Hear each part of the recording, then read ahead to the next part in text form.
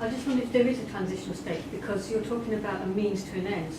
Gather houses to feed the orphans, but you're buying into the state system, you're buying into a capitalist system that says you have to buy a house, that you have to have private property to buy into it. So it's a means to an end. So maybe that's what Parwez means, that transitional state is you're actually buying into this system, which is a negative system to get to an end. So maybe what some people would suggest is that don't buy into the system at all, and try and step out of it and challenge, and just be continually challenging it until you get your end point. I mean, you're absolutely right there. Indeed, the transition state involves buying into the system in order to change the system from within, if that's what you meant. Yeah. Is that what Parwez means, do you think? From what I read, I don't think so, because he seemed a little bit dismissive of the stage. I could be wrong. Yeah, I could be wrong. You need to buy and read the book for yourself. But essentially, where he's going with is born from his socio-political context. I mean, Parwez was writing at a time when Pakistan was at its infancy. Sorry, I should mention that Parwez he was born in undivided India and he died in Pakistan. And he already had a state. You know, the state was just born. It was Pakistan. Everyone was really excited that it would be a homeland for the Muslims, etc. Didn't quite pan out. But Parwez was aiming for that. You know, he was aiming for Pakistan to be that ultimate state. And according to history, I don't know how true this is, Jinnah was very much thrilled with his ideas. Unfortunately, Jinnah didn't survive very long. I think he died in 48 or so. And after that, Pakistan simply did not appreciate Parwez's talent anymore. Was he a Marxist? Pardon? Was Jinnah Marxist? I don't think so. I don't think so. I can't quite see that. But according to Tolu Islam, Parwez was quite in favor, in Jinnah's favor. Sorry. Yes, Anne. This is a slight deviation from this, I think. But why do you think there is no way, whatever he is talking about this state, it's not the opposite. Why do humans always, like when you look at Muslim states in the world, why do they always fall into this, whatever they are, that is very far removed from any kind of Islamic state of being? That they follow this path of theocracy rather than community. Well, I think it goes back to what Parwez was saying, that, you know, he doesn't see Islam as a religion as such. To him, Islam is not about ritualistic practices. Although he does make room for them, he doesn't believe Islam is about that. He believes Islam is a deen. Now, going back to the Muslim world today, when they conceive Islam, it is mediated to them by the scholars, and the scholars unfortunately conceive Islam as a system of ritualistic worship and nothing else. Not that I'm saying ritualistic worship is a bad thing, but when it is limited to that, it's simply just not applicable, you know. And I must say, until I came across Parwez's ideas, this was before this book was translated back in the late 90s, although I have been familiar with the idea of Islamic economics, you know, I actually took a course in Markfield, you know, where they taught us about Islamic economics, etc. There was simply no work which even came close to this. It was just like whatever they took. I mean, for Islamic economics is essentially, okay, there's no interest and everything needs to go back to the gold standard. That's Islamic economics.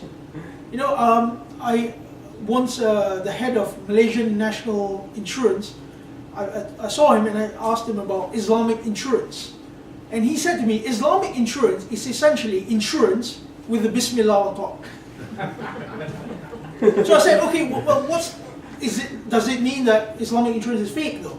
He said, it's not fake, it's a very real concern, but by simply putting the Bismillah, people think, oh, okay, that's Islamic. So if you, let's say you have a system and you call it with Arabic names, somehow that becomes Islamic. You know, I don't know, there's some kind of magic maybe. Yes. And what's your conception of an Islamic state? Like, do you even think that we need an Islamic state? Or? Me personally. Yeah, Me personally. because when I say Islamic state, I know it has loads of negative connotations, but I personally believe like an Islamic state would be, I don't know, an Islamic liberal democracy. But that's just ideas that I have. Yes. But I'm keen to know what your ideas are. Okay. I mean, if you ask me what is an Islamic state, a state which bears characteristics of Islam according to the Quran, I would say a state which cares for its people. It's constantly looking to abolish any kind of social hierarchy. It's constantly looking to preserve life. It's constantly looking to enable people to establish themselves economically. It's essentially the ideology of peace. You know, that is an Islamic state, in my opinion. Yeah. Yes. Martin, sorry. I think the trouble with it is that the state is the problem. Sure. Like, states are the problem, and like you mentioned, the Ummah is the thing mentioned in the Quran. Yeah. So if an organic Islamic community develops, there will be no need for a state. Agreed. Indeed. I agree with you. Yes, Thompson. I don't think it's just Islamic states that have issues with theocracy. So-called secular states in the West, the UK, America, they're not secular. They have very much Christian fundamentals within their legislation, within their structures, within the dynamics of how the country works. So I think the idea that anyone would suggest, I think to suggest that it's Islamic states or Muslim states have an issue with theocracy, I think you ignore the fact that so-called secular states actually have their own theocracy. They just disguise it better. I would agree. I mean, to me, using the term theocracy, secular and religious, you need to somehow factor in that something which is not a religion may be very religious. Take, for example, I love the example of the Soviet state. You know, there was a point where criticizing Stalin will lead you straight to the gulags. So in Malaysia, criticizing the ulama will lead you straight to the, well, we don't call it gulags, we call it Aqidah Rehabilitation Center. But that doesn't make it Islamic. But it's true though, it's true. If you criticize the ulama, it means you're criticizing Islam, and you'll be put straight in there, and your Aqidah will be rehabilitated in some way. So it's really unfortunate. Yes, Josh. So what do you think the Quran's position is on that profiteering, making profit? I mean, we know that interest is wrong, but what about the concept of profit itself? I don't think profits is inherently wrong. I think it's also profit is very motivating, but unless the person, and this cannot be legislated, as Martin would say, it's not, it cannot be made into law. But if you have that ethos, then you should rechannel your profits to a certain extent back to the community. And if you don't, if you Starbucks it, to use a very organic use of language now, if you Starbucks it, then you're not being a nice person, really. Yes? I don't really agree with many of his things, but Rashad Khalifa says that profiteering is something that the Quran mentions as being wrong. I'm mentioning him because that's right. It's a little bit close. He's very welcome. Yeah. He says that profiteering is wrong according to the Quran, and I wanted to know whether you had any thoughts on that. Well, I mean, making profits and profiteering are two different things, in my view.